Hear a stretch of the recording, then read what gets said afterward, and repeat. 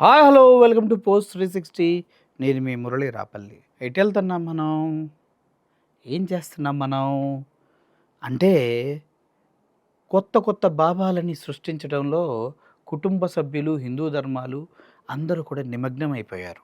ఎందుకంటే లాభసాటి బిజినెస్ ఏమున్నా ఉందంటే ఒక బాబా అవతారం, ఒక స్వామీజీ అవతారం ఎత్తి జనాల సొమ్ముని ఏదో మంచి చేస్తామని చెప్పి దోచుకోవటం అంత ఉత్తమమైన బిజినెస్ లేనే లేదు. ఎందుకంటే వీళ్ళకి ఇన్కమ్ ట్యాక్స్ ఉండదు, వీళ్ళపైన కేసులు ఉండదు, వీళ్ళకి పెద్ద పెద్ద వాళ్ళు వచ్చి అవార్డులు రివార్డులు ఇస్తారు. వీళ్ళ నెత్తి మీద పెట్టుకొని ఒక ధర్మాన్ని రక్షకులుగా గవర్నమెంటే పోషిస్తుంది. ఎందుకంటే మన జై శ్రీరామ్ అంటే వాడు ఎటువంటి వాడైనా కూడా మనమాటురా అని కలుపుకుంటాం. ఇక్కడ ఈ కుర్రాడిని చూసారుగా, వీడేది 14, 15 నాకు తెలిసినప్పటి నుంచి వీడు రాధే రాధే పోదే పోదే అంటూ తిరుగుతూ ఉంటాడు. వీడొక దేవుడు.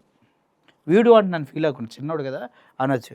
వీడు ఒక దేవుడు. వీడికి గడ్కరే గారు సన్మానిస్తారు. ఈయనకి ఏమని మంచి షీల్డ్లు ఇచ్చి నువ్వు దేవుడు అయిపోయావు, సన్మానం తీసుకో అని సన్మానిస్తారు. కానీ ఇదే వయసు కన్నా చిన్న వయసు ఉన్న ఒక వ్యక్తి జ్ఞానాన్ని పెంచుకొని, ఒక దళితుడు అయ్యండి కొన్ని వందల బుక్స్ చదివి జ్ఞానాన్ని పెంచుకొని వాస్తవాల్ని ప్రజలకు చెప్తే మాత్రం మనం అసలు తట్టుకోలేం. మన వల్ల కాదు. ఎందుకు ఇది చెప్తున్నా అంటే ఈ బొడ్డోడు గురించి చూడండి, ఆ తర్వాత మనోళ్ళ గురించి చెప్తాను నేను.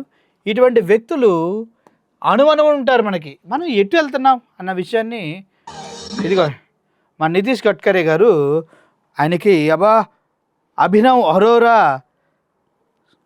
Spreads propaganda and blind faith is rewarded honour from the ministers.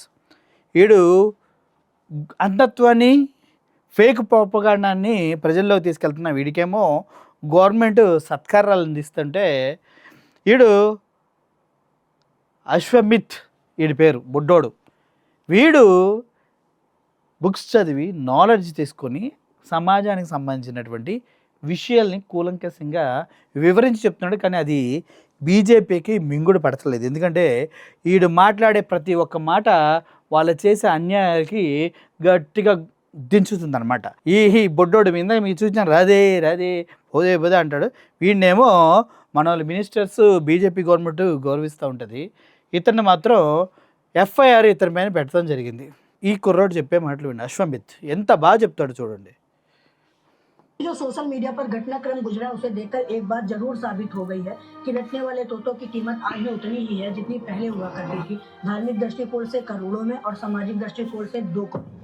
आप भले ही धर्म का लेप लगाकर खूब फूल मालाएं पहनाओ, लेकिन ఎప్పుడు కూడా ఇతను వాస్తవాల్ని, ధర్మంలో ఉన్నటువంటి అసత్య ప్రచారాల్ని ఎత్తు చూపిస్తాడు అశ్వమిత్. समाज के लिए इनका योगदान शून्य ही रहने वाला है, क्योंकि अब ना ही मंत्रों से खाना आता है और ना ही शत्रुओं को हराया जा सकता है। अब మంత్రాలతో అన్నం రాదు, మంత్రాలతో శత్రువుల్ని జయించలేము. కాబట్టి మనం చాలా క్షుణ్ణంగా చెప్తాడు మనం విద్యను నేర్చుకోవాలని. అవి ఎందుకు నచ్చుతాయి పాలకులకు? पढ़ा जैसे देवव्रत महेश रेखे ने अपने पिताजी के सानिध्य में 5 साल की उम्र से 19 साल की उम्र तक यजुर्वेद के 2000 मंत्रों को रटकर उन मंत्रों को दंड क्रम से 50 दिनों में पूरा किया। ऐसा ही 200 साल पहले वेद मूर्ति नारायण शास्त्री देव ने भी किया था, और इससे पहले भी 2 लोगों ने किया था इस क्रम को। और बहुत सारी रिसर्च करने के बाद मुझे पता चला कि ये सभी लोग पृथ्वी पर एक गुरुकुल में शिक्षण का कार्य करते हुए चले गए। इनमें से कोई भी आइंस्टाइन, ओपेनहाइमर और अब्दुल कलाम नहीं बन पाया। और अभी जिस तरह से हमारे देश के प्रधानमंत्री से लेकर उत्तर प्रदेश के मुख्यमंत्री तक धर्म प्रचारक बनकर देवव्रत महेश रेखे को सम्मान देने में लगे हैं, ऐसा इन्होंने कभी भी किसी भी कला, खेल या फिर विज्ञान के क्षेत्र में काम करने वाले व्यक्ति को नहीं दिया होगा। और ఏం చెప్తున్నానంటే ఉత్తరప్రదేశ్ ముఖ్యమంత్రి గారిని, మన ప్రధానమంత్రి గారిని ధర్మాన్ని నెత్తినేసుకొని అంధత్వంలో అంధభక్తులను తయారు చేస్తున్నారు. కానీ జ్ఞానాన్ని, విజ్ఞానాన్ని, సంపదని ఎలా సృష్టించాలి తెలివిగా మనుషుల్ని విద్యావంతులను చేయట్లేదు అనేది ఈ బుడ్డోడు అభియోగం. ఇలా ప్రతి దాన్ని క్షుణ్ణంగా ఇతను చెప్తున్నాడు. 14 సంవత్సరాలు అశ్వమిత్. కానీ ఇతన్ని ఎఫ్ఐఆర్ పెట్టి అరెస్ట్ చేశారు. एक तरफ मनुवादी कहते रह गए जात पात और दलितों पर अत्याचार अब खत्म हो चुका है, और दूसरी तरफ के सरगरा थाना क्षेत्र के మనువాదం గురించి చెప్తున్నాడు. దళితుల పట్ల ఏ విధంగా దళితుల్ని హింసిస్తున్నారు ఏంటో అనేది. ఇలా తిన వాయిస్ వినిపిస్తుంటే బీజేపీ గవర్నమెంట్కి కోసాలు కదిలిపోయి వాళ్ళ కాళ్ళ కింద భూమి వాళ్ళకి తెలియకుండానే భూకంపంలా అయింది. దానికి ఈ కుర్రోడు నోరు నొక్కేయడం కోసం తిన్ని పైన ఎఫ్ఐఆర్ పెట్టారు. ఎఫ్ఐఆర్ పెట్టి అరెస్ట్ చేయడానికి చూస్తున్నారు. మనకు కావాల్సింది బీజేపీ గవర్నమెంట్కి ఎటువంటి వాళ్ళు అంటే, ఇప్పుడు నేను చూపించే మొత్తం దాని కోవ కిందకే వస్తాయి. Let's play. ఇటువంటి గవర్నమెంట్ కావాలి. చూడండి, పిల్లల్ని కాళ్ళ కింద వేసి ఒక ఏదో వెళ్తూ ఉంది, పిల్లల్ని ఇలా ఇక్కడ ఒక బాబు ఇక్కడ ఒక బాబు ఉన్నాడు చూడండి. ఇది ఎంత దారుణం. మనకి ఇటువంటి సమాజం కావాలి. పొరపాటున కాలు జారి ఎవరైనా తొక్కితే వాళ్ళ జీవితాలు పిల్లలు అక్కడక్కడే చనిపోతారు. కానీ మనకి కాషాయ వస్త్రాలు, మనం హిందుత్వాన్ని నెత్తి మీద వేసుకొని ఇలా విష సంస్కృతిని పిల్లల జీవితాలతో ఆడుకోవాలి. ఈ తల్లిదండ్రులకి ఎక్కడ సిగ్గు లేదో నాకు అర్థం కాలేదు, ఇలా పిల్లల్ని అక్కడ వదిలేయటానికి. ఇటువంటి జీవితాలు కావాలా, లేదంటే చదువుకొని జ్ఞానవంతంతో ముందుకెళ్ళే వాళ్ళు కావాలంటే మన గవర్నమెంట్కి కావాల్సింది చదువుకున్న వాళ్ళు కాదు, ఇలా మూఢత్వంతో అంధభక్తితో ముందుకెళ్ళే వాళ్ళే. అందుకే ఎవడన్నా తెలివిగా మాట్లాడినా, చదువుకున్నా, ప్రశ్నించినా వారిపైన కేసులు పెడతాం జరుగుతుంది. ఒకరు కాదు, ఇద్దరు కాదు, ఇప్పటికి ఎంతోమంది పైన కేసులు అయినాయి. లేదంటే ఇక్కడ మీరు చూస్తున్నది మన మోడీ గారు ఢమరుగాన్ని త్రిశూలాన్ని పట్టుకొని సమాజానికి ఏ సందేశం ఇస్తున్నాడంటే, నేను హిందువుని అని సమాజానికి ఒక మంచి సందేశాన్ని ఇస్తున్నాడు. మరి చర్చిలోకి వెళ్ళి మొన్న క్రిస్టమస్కి ప్రార్థనలు ప్రేయర్లు ఎందుకు చేశాడో సమాధానం చెప్పే దమ్ము మోడీకి ఉందా, లేదంటే ఇప్పుడు హైదరాబాద్లో కొన్ని యూట్యూబ్ ఛానల్ మా వీడియోస్ని కూడా వాడుకుంటున్నారు కదా కొంతమంది, వాళ్ళకుందా ఎందుకు వెళ్ళాడు చర్చికి అని చెప్పే దమ్ము మీకుందా? నమస్కారం పెట్టి వాళ్ళు చెప్పినట్టుగా చేసి అక్కడ చర్చిలో ఫుల్ డే గడిపాడు కదా, మరి అప్పుడేంటి? ఇక్కడ ఈ మోడీ గారితో పాటు కింద కుక్కను చూస్తున్నారు కదా, కుక్క మీకు కనిపించట్లేదా? సారీ, ఈ కుక్కకి కమలంతో కూడినటువంటి చెద్దరు కప్పారు. కమలం ఏ పార్టీకి గుర్తు మీకు తెలుసుగా? కుక్కల్ని కాపాడుతున్న బీజేపీ అని మాత్రం నేను అంటలేదు. కమలం పూలతో చెద్దరు కప్పారు దుప్పటి. ఇక్కడ కుక్క మొహం కనిపిస్తుందా? ఆ కుక్క మొహం కనిపిస్తుంది, కానీ ఇక్కడ డబ్బులు చిల్లర పడుతుంది. ఎందుకు కుక్కకి చిల్లర ఎందుకు వేస్తున్నారు అనే విషయం డౌట్ చాలామందికి రావచ్చు. కుక్కలకు కూడా పూజిస్తాం మేము, కుక్కలను కూడా పూజిస్తాం, కుక్కలకు కూడా చిల్లర వేస్తాం. కానీ అప్పుడు కుక్కకు ఉండాల్సిన క్వాలిఫికేషన్ ఏంటంటే, దానికి న్యూరల్ డిజార్డర్ ఏదన్నా ఉండాలి. అంటే చేసిందే చేసి తెలియకుండా ఏదో పిచ్చి పనులు చేస్తాయి కదా, అటువంటి కుక్కలకు మాత్రం. మంచి కుక్కలకు మళ్ళీ ఇటువంటి ఘనతలు దక్కవు. మంచి కుక్కలకు రోడ్డు మీద ఒక రోజు ఫుడ్డే దొరకదు. అటువంటిది ఈ కుక్క చేసిన ఘనకార్యం వల్ల ఈ కుక్కని దేవుళ్ళ పూజిస్తున్నారు. అక్కడ ఏం చేసింది అన్న అంటే చెప్తా. ఇదిగోండి అదే కుక్క, మన జాతి కుక్క, కుక్కల్లో కుక్క. ఈ కుక్కను చూడండి ఇక్కడ, పాపం అది ఏందో బిక్కు అంట వస్తుంది. ఏంద్రా వీళ్ళంతా వచ్చి నాకు మొక్కుతున్నారు మనుషులు, నేను కుక్కను కదా, వీళ్ళు మనుషులు కదా, వీళ్ళు ముద్దు పెడితే నేను తింటాను, కొడితే పారిపోతాను, అరిస్తే వణిగిపోతాను, అటువంటిది నాకేంద్ర వంగి ప్రణామాలు చేస్తున్నారు అనేది కుక్కకు కూడా అర్థం కావట్లే. కానీ ఇక్కడ ఈయన చూడు ఏదో మాట్లాడుతున్నాడు.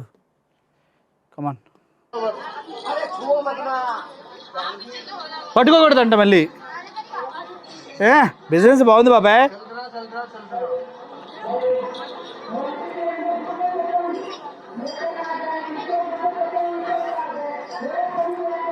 చిన్నపిల్లలు కూడా తీసుకెళ్ళి కుక్కలకు మొక్కిస్తారా? సిగ్గు సరే ఉందా? ఇదిగో ఇది ఒరిజినల్ వీడియో చూడండి.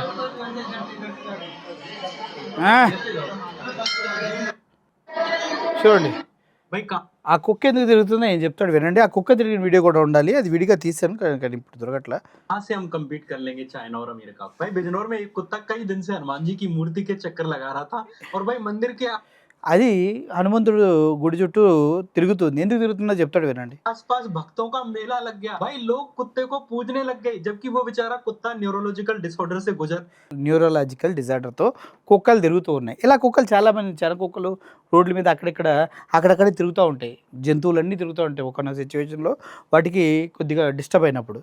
అటువంటి తీసుకొచ్చి बीमार है, लोग इसे चमत्कार समझकर पूज रहे हैं। इसके కుక్క గుడి చుట్టూ తిరిగిందని దాన్ని దేవతల పూజిస్తున్నారు ఏంట్రా నాయన, మనం చైనాని అమెరికాని ఎప్పుడురా కంపీట్ చేసేది ఎలా అయితే అంటూ ఈ కుర్రోడు అడుగుతూ ఉన్నాడు అనమాట. अपने समाज को नाम का एक लौंडा हेलीकॉप्टर में घूम रहा है। भाई प्रेमानंद बाबा की झांकियां निकल रही हैं, बाबा अपनी खुद की झांकी निकाल रहे हैं, बाबा ऑडी में घूम रहा है। और एक सतुआ बाबा है भाई, कुछ दिन पहले वो डिफेंडर खरीद के लाया था और अभी एक पोर्शे कार खरीद के लाया है, 3 करोड़ रुपए की कार। और इन्हें पूजने वालों की भाई चड्डियां फटी। అర్థమైందా? ఒక్కొక్క బాబా డిఫెండర్లు, ఫోర్చెస్, పెద్ద పెద్ద కారులో తిరుగుతూ ఉన్నాడు. వాడు ఒకడైతే హనుమాన్తో డైరెక్ట్గా ఫోన్లో మాట్లాడతాడు. రెడ్ అని యాక్ట్ చేస్తాడు. వాడు డైరెక్ట్గా హెలికాప్టరే కొనుక్కున్నాడని చెప్తూ ఉన్నాడు. ఇటువంటి దరిద్రమైన సంస్కృతిని మనమే పెంచి పోషిస్తుంది. సరే, నేను అనుకున్న కుక్క ఏదో తిరిగింది పర్లేదు అంటే, మన అంధభక్తి మూఢత్వం దరిద్రం ఎంతగా ప్రబలిపోయిందంటే ఈ 10 సంవత్సరాలు 12 సంవత్సరాల్లో చివరికి పొరపాటున వాడు వెళ్తూ బ్రిడ్జ్ పైన ఇలా మొక్కి వెళ్తున్నాడు. ఏంటి, రైల్వే ట్రాక్ పైన బ్రిడ్జ్లు ఉంటాయి కదా, ఆ ట్రైన్ పైనుంచి వెళ్తుంది, దాని కింద టన్నెల్ నుంచి వెళ్తూ దాన్ని ఇలా మొక్కి కొంచెం పసుపు రాసి వెళ్ళామనుకో, అందరికి దాన్ని మొక్కుతారు, అందరు దాన్ని మొక్కుతూ ఉంటారు. ఇలాగే మనం చూసుకుంటూ పోతే ఒక టెంపుల్లో ఏసీలోంచి వాటర్ పడుతూ ఉన్నాయి. ఆ వాటర్ బకెట్లో పడుతున్న ఆ వాటర్ని ఒక అతను ఇలా మొక్కి ఇలా నెత్తికి రాసుకుంటే అందరు భక్తులు వచ్చి ఆ వాటర్ ఏసీలో నుంచి పడుతున్నాయి, అది కనీసం జ్ఞానం లేకుండా ఆ వాటర్ని తీసుకుని ఇలా నెత్తిని చల్లుకున్న జనాలు, దరిద్రాలు బోర్డు చూసా. ఇవన్నీ మించిపోయినా ఇంకో దరిద్రాన్ని మీకు చూపించబోతున్నా. డస్ట్బిన్లు తెలుసుగా మనకి, మున్సిపాలిటీ వాళ్ళు ఎక్కడ పడితే అక్కడ పెడుతూ ఉంటారు.